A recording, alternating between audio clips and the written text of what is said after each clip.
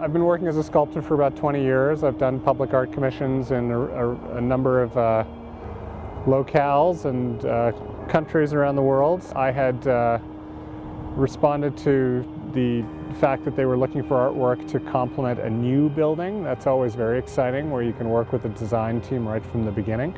So although they had already more or less conceptualized what they wanted the fire station to look like, there was an opportunity for some early conversations between the architects and designers. Coming up with this concept had a lot to do with thinking about how people relate to emergency response workers. I mean, obviously most of us do not have any sense of what kind of danger or peril these people put themselves into. So what I was hoping to do with the piece was, in a sense, create a space, and hence the name Under the Helmet, whereby you can stand under it and on some level at least imagine the kind of consciousness that emergency response workers have to inhabit to get through their work.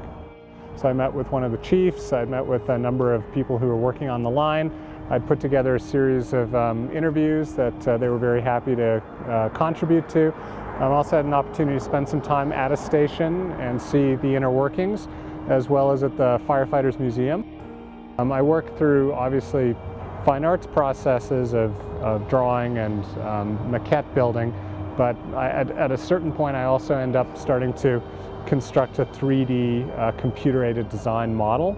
So the piece that you're seeing behind you is derived from that, and that involves a number of stages. So it involves making physical models, just by hand, and then taking certain dimensions off of a firefighter's actual helmet, and then translating that into two-dimensional forms that can be extruded into three-dimensional shapes.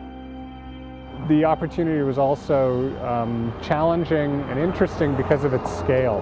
They were looking for something that could match, in some sense, the building's height.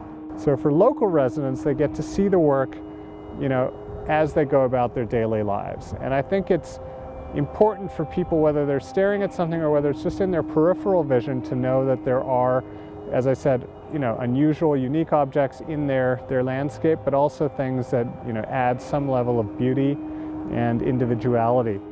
Hopefully it'll act as a kind of canopy under which people can, think or appreciate emergency response workers' roles.